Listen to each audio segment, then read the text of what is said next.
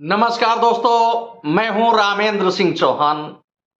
हिंदुओं की अगाध श्रद्धा, आस्था एवं विश्वास यानी मर्यादा पुरुषोत्तम भगवान राम का दिव्य भव्य मंदिर, यह मंदिर अयोध्या में भगवान राम की जन्मभूमि पर एक नया आयाम ले रहा है। इस दिव्य भव्य राम मंदिर की प्राण प्रतिष्ठा यानी भगवान राम की प्राण प्रतिष्ठा 22 जनवरी 2024 को दोपहर 12:30 पर होगी। इस समारोह के या यूं कहें कि प्राण प्रतिष्ठा समारोह के मुख्य यजमान देश के प्रधानमंत्री नरेंद्र मोदी होंगे। इस समारोह में अनेक असंख्य वीवीआईपी हैं, जिसमें संत महात्मा भी हैं और देश के प्रतिष्ठित व्यक्ति भी हैं। साधु सन्यासी के साथ साथ फिल्म स्टार्स भी हैं इस समारोह में भागीदार बनने के लिए, यानी इस समारोह में शामिल होंगे, प्राण प्रतिष्ठा समारोह में शामिल होंगे। समारोह में दुनिया भर के असंख्य वीवीआईपी आएंगे। उसमें अमेरिका भी शामिल है, न्यूजीलैंड भी है, कनाडा भी है, ऑस्ट्रेलिया भी है, जर्मनी भी है, फ्रांस भी है। अब इसे यूं कह सकते हैं कि भले ही भारत के यूपी में यानी यूपी की अयोध्या में भगवान राम का दिव्य भव्य मंदिर यानी राम जन्मभूमि मंदिर एक नया आयाम ले रहा हो, लेकिन एक तरह से देखें तो दुनिया राममय होती नजर आ रही है। अब भले ही देश की सबसे पुरानी राजनीतिक पार्टी कांग्रेस और उसके बड़े नेता यानी सोनिया गांधी, मल्लिकार्जुन खड़गे और अधीर रंजन चौधरी ने इस दिव्य भव्य प्राण प्रतिष्ठा समारोह में आने से इनकार कर दिया हो, लेकिन दुनिया इस प्राण प्रतिष्ठा समारोह को देखने के लिए लालायित है, उत्सुक है। और 22 जनवरी 2024 को भारत ही नहीं दुनिया भर में जश्न जैसा माहौल होगा।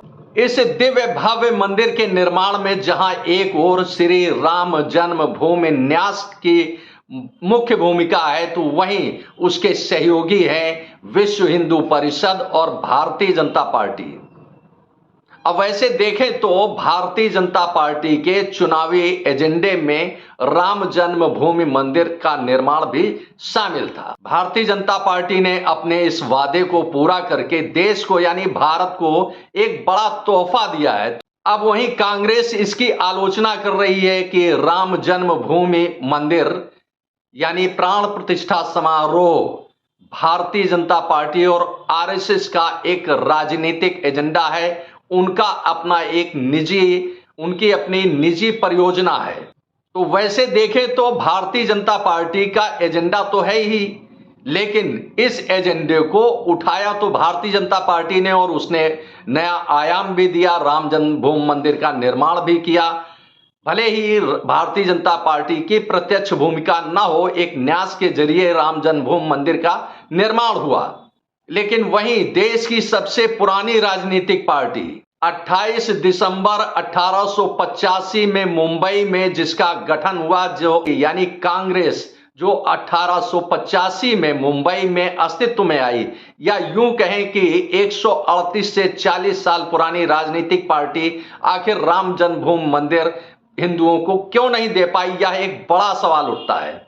तो इसके पीछे जाकर देखें, तह में देखें तो राम जन्मभूमि मंदिर निर्माण का, राम जन्मभूमि मंदिर का सदैव राम के अस्तित्व को लेकर कांग्रेस हमेशा सवाल उठाती रही। तो अब जब राम जन्मभूमि मंदिर बन गया है और प्राण प्रतिष्ठा समारोह आयोजित हो रहा है, तो ऐसे में भले ही कांग्रेस ने किनारा कर लिया हो, लेकिन दुनिया राम जन्मभूमि प्राण प्रतिष्ठा समारोह को हाथों हाथ ले रही है, सिर माथे ले रही है। भारत ही नहीं दुनिया भर से राम जन्मभूमि अयोध्या को तोहफे भेजे जा रहे हैं, शुभकामनाएं भेजी जा रही हैं, और दुनिया भर के राम भक्त लालायित हैं कि राम के दर्शन मिले, भगवान मर्यादा पुरुषोत्तम राम के दर्शन मिले।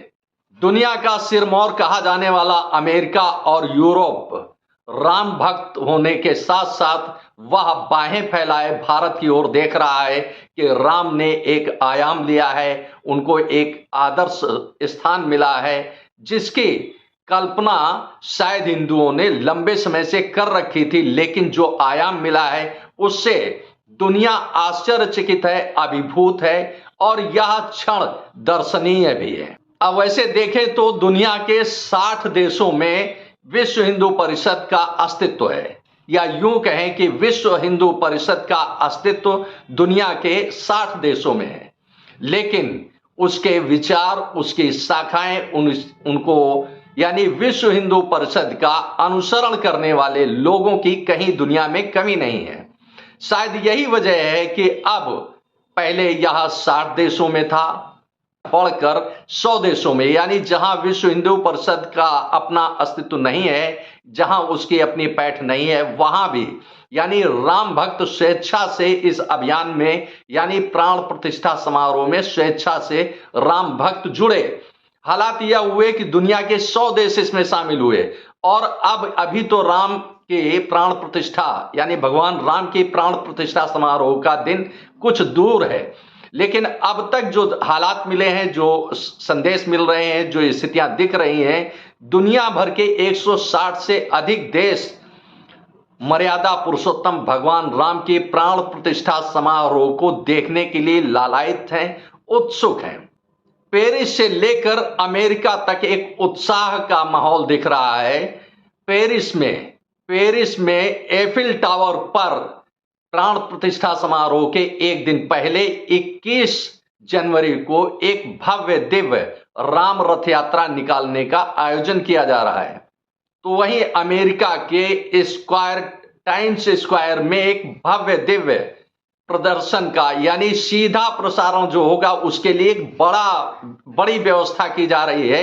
अमेरिका के टाइम्स स्क्वायर में अमेरिका में 300 स्थानों पर सीधा प्रसारण यानी जो अयोध्या में प्राण प्रतिष्ठा समारोह आयोजित होगा, अमेरिका में बैठे लोग सीधा प्रसारण अयोध्या से अमेरिका में देख सकेंगे। इतना ही नहीं, अमेरिका के 300 स्थानों पर इस तरह की व्यवस्था की जा रही है। अब चाहे बात करें ऑस्ट्रेलिया की, कनाडा की, न्यूजीलैंड की, फ्रांस की, जर्मनी की, इंडोनेशिया की, थाईलैंड की या मलेशिया की या साउथ अफ्रीका की, यहां तक कि पाकिस्तान, अफगानिस्तान, श्रीलंका में भी इस तरह की व्यवस्थाएं हो रही हैं कि जिससे दुनिया भर के राम भक्त अयोध्या में 22 जनवरी 2024 को होने वाली प्राण प्रतिष्ठा समारोह को सीधे प्रसारण के रूप में यानी सीधे तौर पर देख सकेंगे कि अयोध्या में किस विधि विधान से भगवान राम की प्राण प्रतिष्ठा हो रही है। तो इस तरह से राम के यानी मर्यादा पुरुषोत्तम भगवान राम के प्राण प्रतिष्ठा समारोह दुनिया के लिए एक आश्चर्य बन गया है, एक अजूबा बन गया है और एक यूं कहें कि भारत ने दुनिया के सामने एक बार फिर नया इतिहास रच दिया है। यह कहा जाए तो शायद कोई अतिशयोक्ति न होगी, क्योंकि कोई भी चाहे जिस तरह का धार्मिक कार्यक्रम हो वह दुनिया के 160 देशों में एक साथ ना तो देखा गया होगा और ना इस तरह के उत्साह जैसे माहौल दिखे होंगे। दुनिया भर में भारत के राम भक्त या यूं कहें कि दुनिया भर में राम भक्त फैले हुए हैं, उनकी आस्था है, उनका विश्वास है, उनकी श्रद्धा है भगवान राम के प्रति। तो वहीं भारत में रहकर सोनिया गांधी, मल्लिकार्जुन खड़गे, अधीर रंजन चौधरी और वामपंथी नेता सीताराम येचुरी, अखिलेश यादव समाजवादी पार्टी के, तृणमूल कांग्रेस की ममता बनर्जी इस भव्य दिव्य समारोह से किनारा कर रहे हैं। उनके अपने अपने तर्क हैं, इसके पीछे उनके अपने राजनीतिक स्वार्थ निहित हैं जिसके कारण वह आलोचना कर रहे हैं, लेकिन दुनिया रामोत्सव को हाथों हाथ ले रही है, सिर माथे ले रही है। भारत ने न केवल अयोध्या में राम मंदिर का निर्माण किया है बल्कि दुनिया के लिए पर्यटन का एक दिव्य भव्य पर्यटन का मार्ग भी खोल दिया है। अयोध्या के इस धार्मिक पर्यटन से देश दुनिया के हजारों लाखों लोगों को न केवल रोजगार मिलेगा बल्कि व्यवसाय में भारी बढ़ोतरी भी दिखेगी। क्योंकि यदि कोई राम भक्त भारत आता है, राम के दर्शन के लिए अयोध्या जाना चाहता है, तो वह फ्लाइट से टिकट बुक कराएगा अमेरिका से और भारत आएगा। तो इस तरह से व्यवसाय भारत को भी मिलेगा और अमेरिका को भी मिलेगा।